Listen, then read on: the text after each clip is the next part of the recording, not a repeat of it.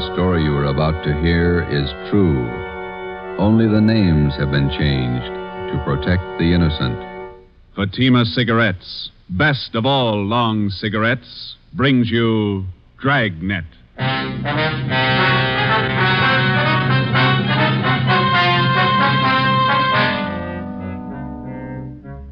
You're a detective sergeant. You're assigned to Narcotics Bureau. For 7 months, you've been working with federal and state agents in breaking a narcotics ring. You've apprehended the small fry. Next in the line, the big man. Your job, get him. If you want a long cigarette, smoke the best of all long cigarettes. Smoke Fatima. Fatima is the long cigarette which contains the finest Turkish and domestic tobaccos superbly blended to make Fatima extra mild. And that's why Fatima has a much different, much better flavor and aroma than any other long cigarette.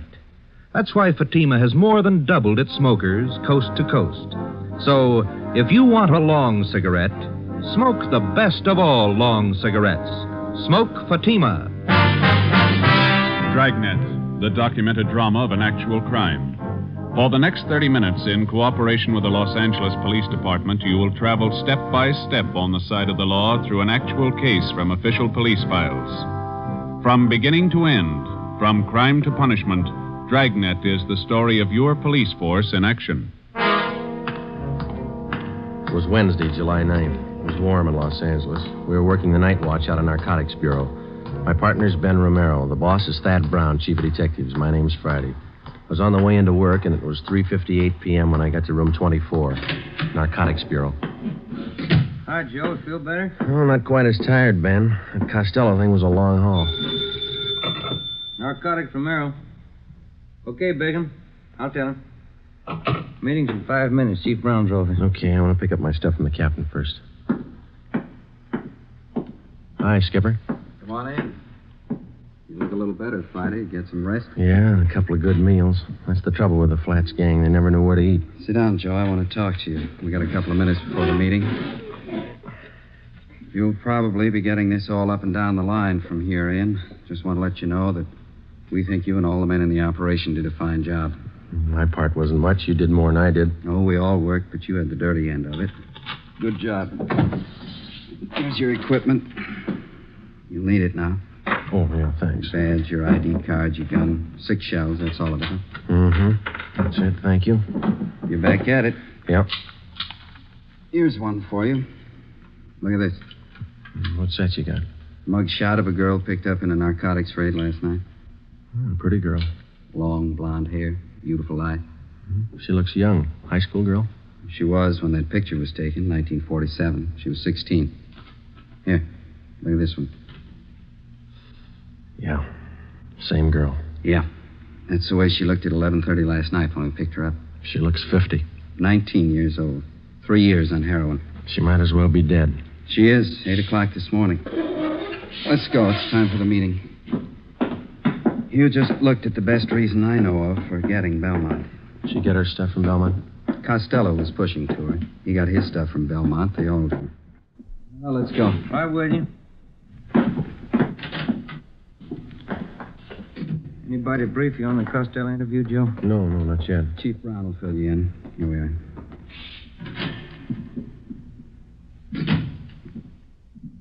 Chief? Gentlemen, come on in.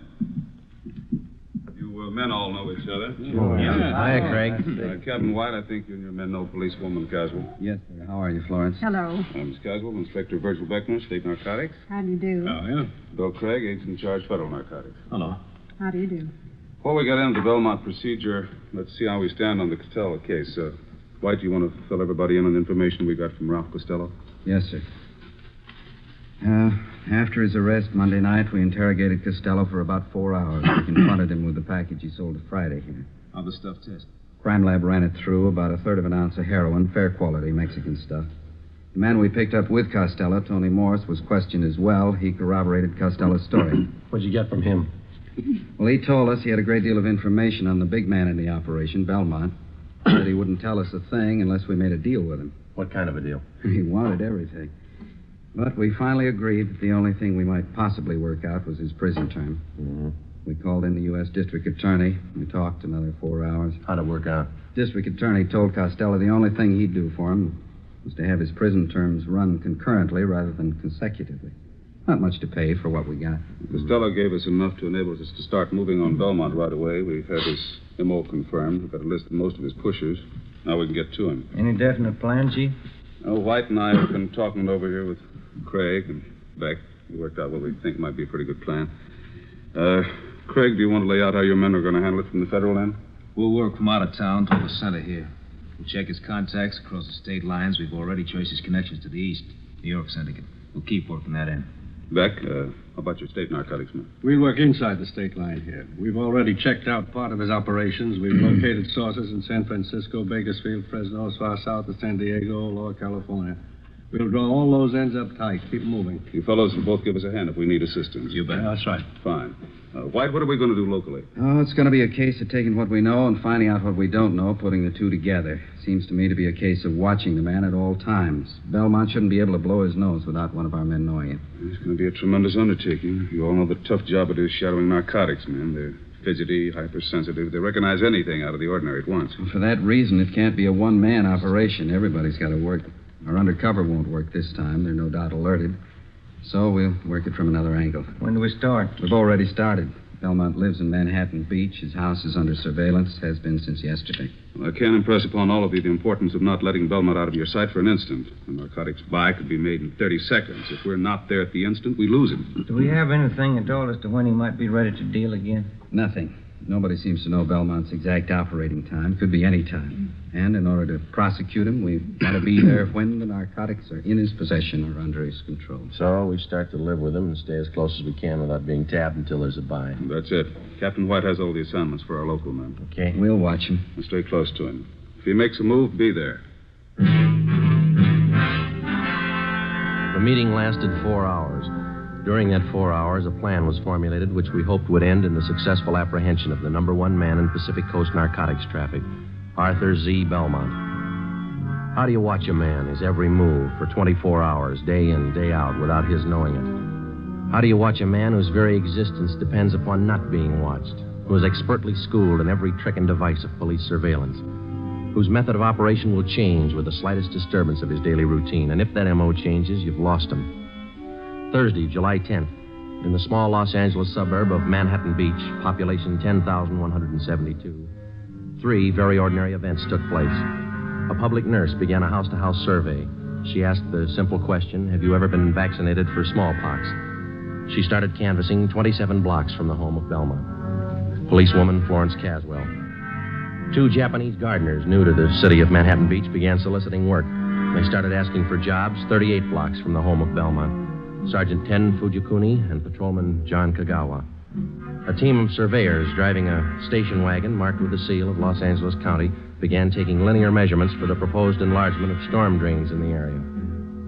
They started 14 blocks from the home of Belmont. Lieutenant John Bigham, Central Narcotics, Sergeant Ben Romero, and myself.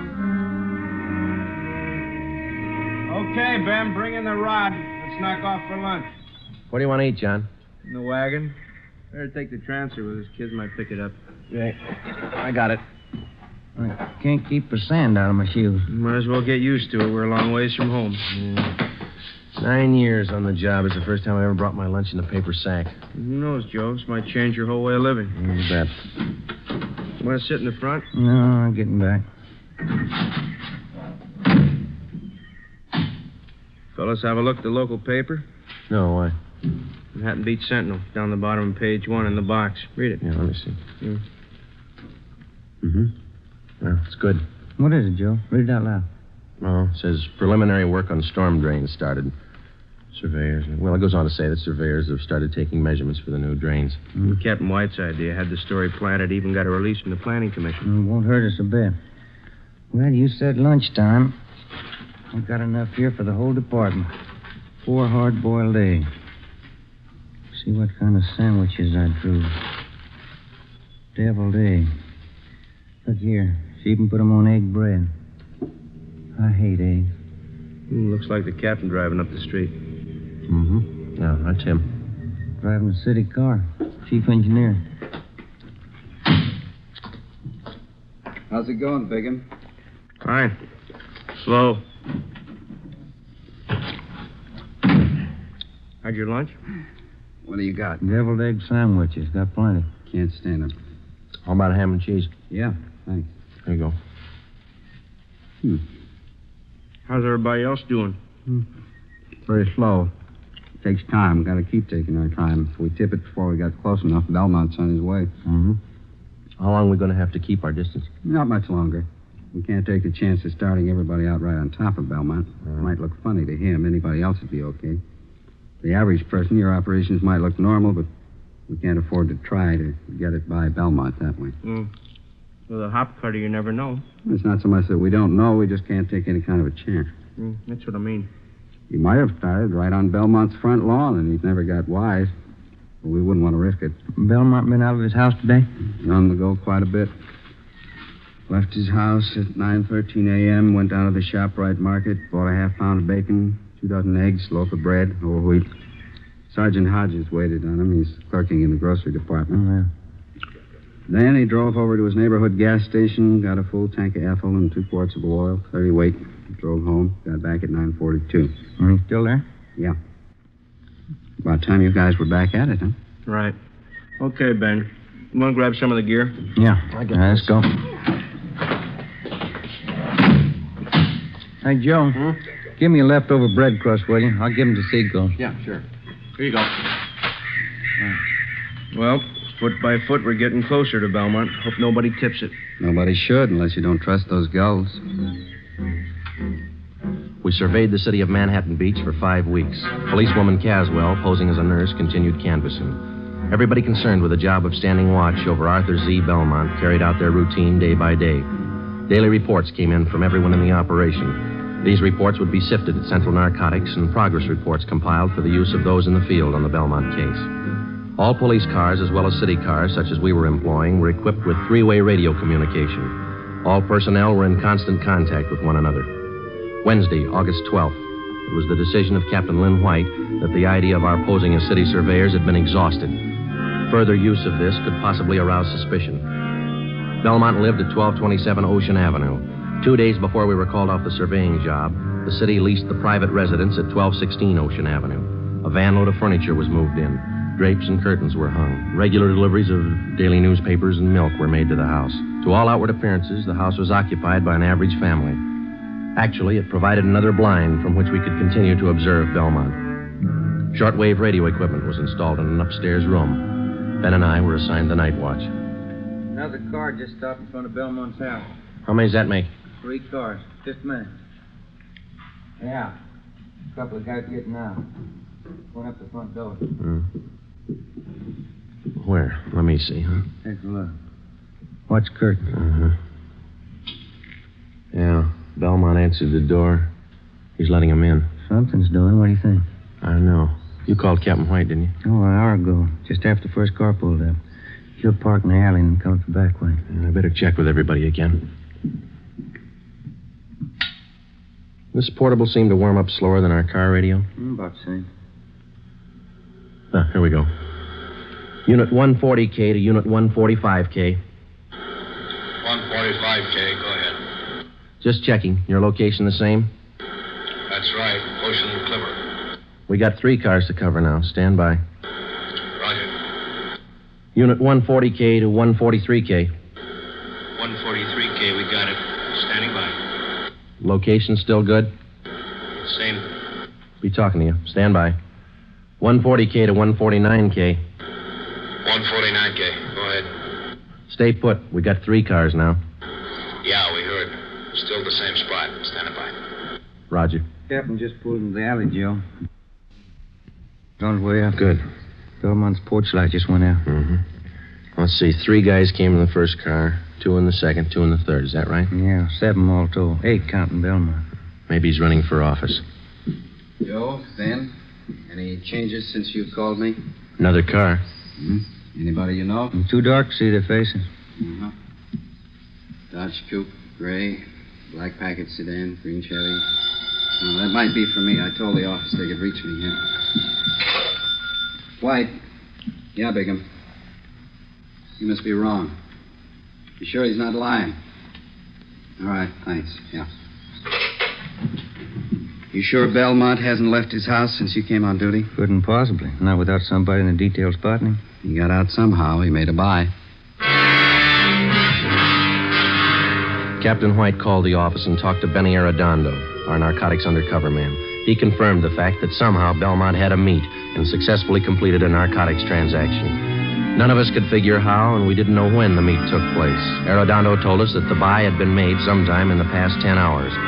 The arresting officers had recovered a portion of the narcotics, 2 bundles of heroin. They were found in the possession of one of Belmont's runners, Archie Scott. I can't figure it. What do we do now, Skipper? Sit tight and watch those 3 cars in front of Belmont's house over there. Maybe he didn't have to leave the house to make a buy. That's the way I got it pegged. Those cars down there, those the first visitors he's had in the past 24 hours? As far as anybody knows, we watched it close.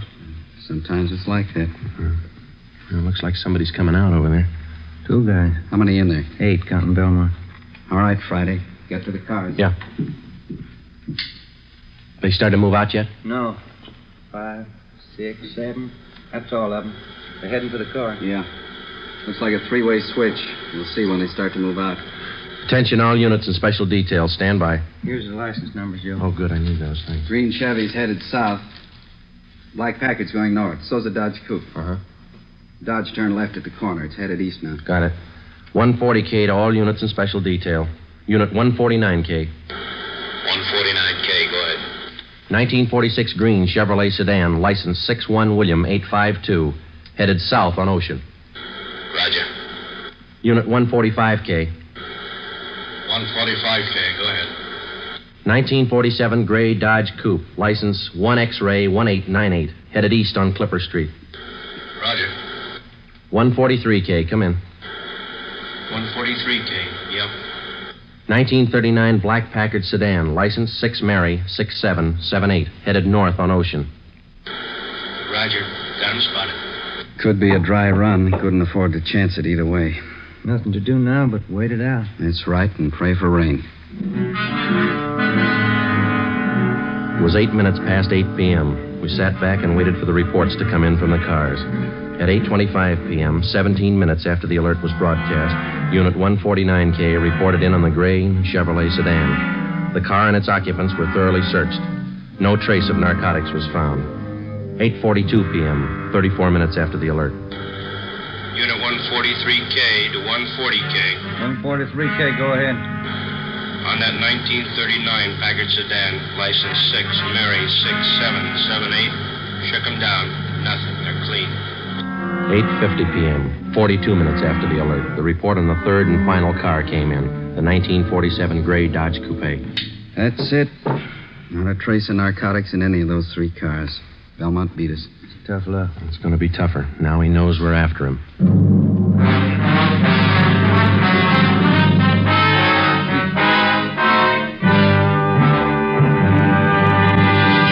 You are listening to Dragnet, authentic stories of your police force in action. Now, here's an authentic report from Fatima Cigarettes. In 1949, Fatima more than doubled its smokers from coast to coast. In 1950, enjoy Fatima yourself. You'll find Fatima extra mild. Because Fatima is the long cigarette which contains the finest Turkish and domestic tobaccos superbly blended to make Fatima extra mild. You'll find Fatima tastes much better. Fatima's superb blend gives you a much different, much better flavor and aroma than any other long cigarette. You'll find Fatima best in cigarette quality. Fatima has always stood for the best in cigarette quality. For a new year of greater smoking enjoyment, buy Fatima in the appealing golden yellow package. You will agree, Fatima is the best of all long cigarettes. The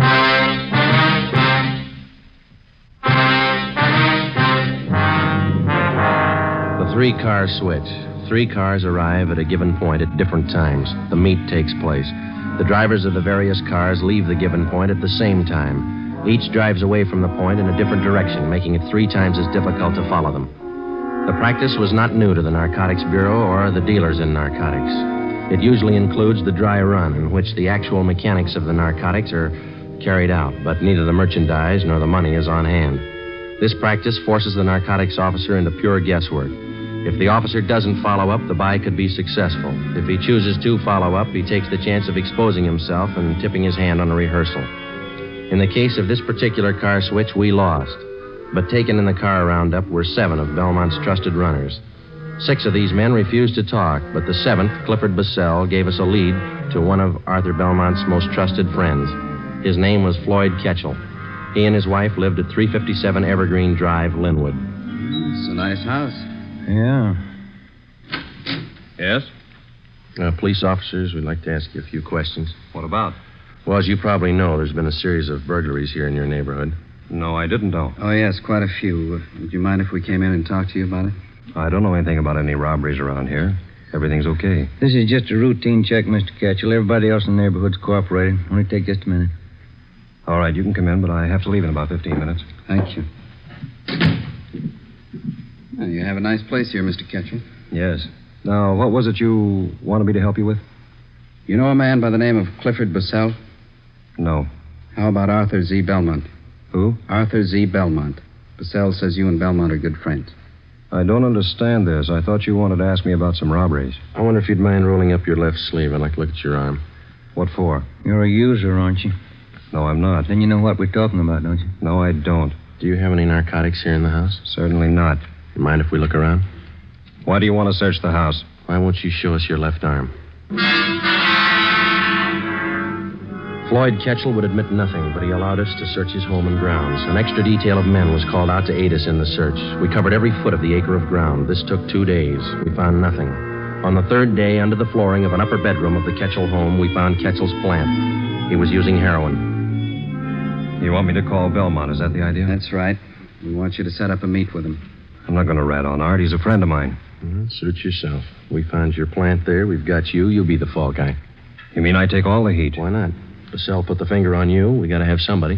Why pick on me? We just told you. We found the stuff here. Bassell fingered you. You're it. All you have to do is make a phone call. You won't have a clean slate, but it's going to sound a lot better in court. All right. It makes sense. You know what to tell him. We've already been over all that. Call him now. Friday, listen in on the extension. If Ketchel changes his mind in the middle of the conversation, I'll see that he hangs up. Yeah.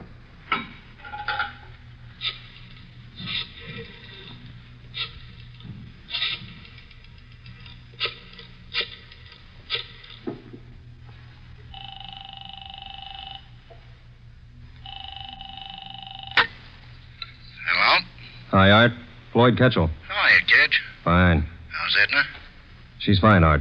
Say, I got a friend on his way to Honolulu. Uh-huh. He wants to take a little package along. Gotta have it. You know him? Is he okay? Yeah.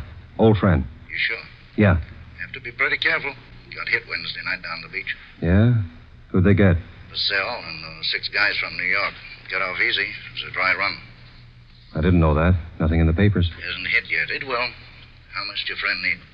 Gonna be in the islands for quite a while, says a couple ounces should do it. You got the money now? He's good. Can you swing it tonight? Boat leaves from San Francisco day after tomorrow. Hasn't got much time, has he? Okay, you want to pick it up? Yeah.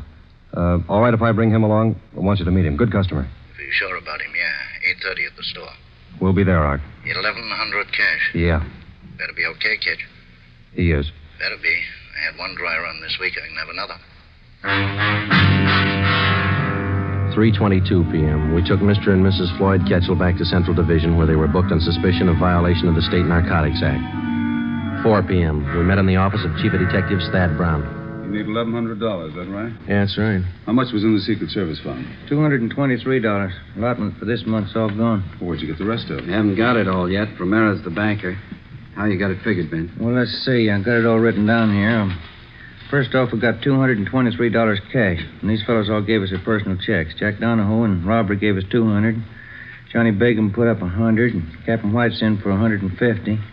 Joe put in $35, and 22's all I could swing. That's, $720. You need $380, right?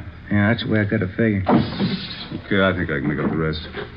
How about Wynn's Cadillac? He loan it to you? He's out getting it washed. It's 41, isn't it? Yeah, sedan. A little old, but it looks good when it's washed. Flashy. Oh, that's what you need. You going to make the buy, White? Yeah. Ketchel will be with me. Okay, it's all here, $1,100. Yeah, we've only got one hitch. It's 5 o'clock and the banks are closed. Yeah? Not much time to run around getting checks cashed. It was 5 p.m. We had 3 hours to cash $720 in personal checks. We split up and covered every possible place in the city where we were known and where we knew they would cash them. By 7:45 p.m., we had the $1,100 in cash. The serial number on each bill was listed and the money turned over to Captain White. The scene of the meet was a hardware store on East 9th Street, which Belmont used as a front. Belmont's hardware was located in a small neighborhood shopping district. On Friday nights, the stores remained open until 9 p.m. Promptly at 8:30, Captain White and Floyd Ketchell pulled up in front of the store and went in. Ben and I waited in our car a half a block down the street. It was 8:35. There they are. They're coming out. Must have made the buy. Starting the car. Here they come. Watch for the skipper's signal, huh? Yeah. There it is. Let's go. Okay, pull over here. Come on.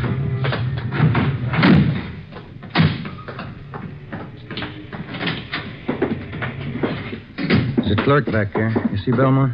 No. Yes, sir. Can I help you? Is Mr. Belmont around? No, sir. He just stepped out. You sure? Yes, sir. He went out the back door not a minute ago. Bigham and Cassidy are out there, aren't they? Yeah, he won't go for it. Oh, there's Mr. Belmont. Mr. Belmont, these gentlemen want to see you. He's running up the stairs to the mezzanine. Come on. All right, Belmont. Wait a minute. What's that barrel? Watch it. Look out! Pushing that barrel down the stairs. You all right? Let's go. Come on. There he is. He's trying to reach that skylight. Belmont, get on. You'll never make it. He's slipping, Joe. Belmont!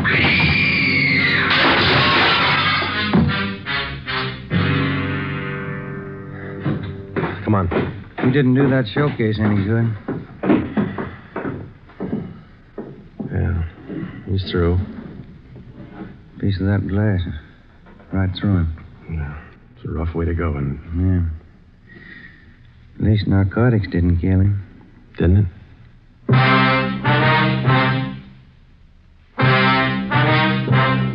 The story you have just heard was true.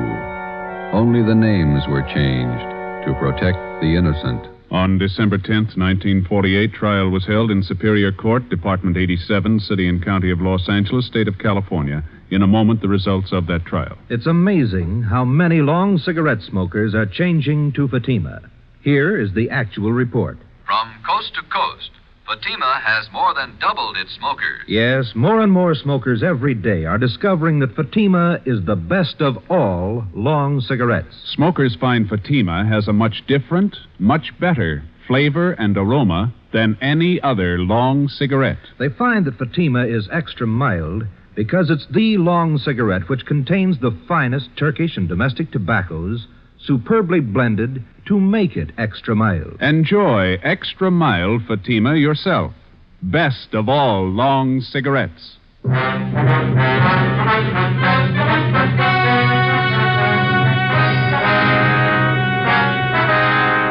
12 members of Arthur Z. Belmont's narcotics gang were finally rounded up by federal, state, and local authorities.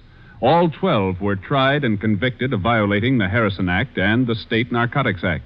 They received sentences as prescribed by law and are now serving their terms in state and federal penitentiaries. You have just heard Dragnet, a series of authentic cases from official files. Technical advice for Dragnet comes from the Office of Chief of Police W.A. Wharton, Los Angeles Police Department. Fatima Cigarettes, best of all long cigarettes, has brought you Dragnet from Los Angeles. Be sure to hear Mr. and Mrs. Ronald Coleman in Halls of Ivy tomorrow on NBC.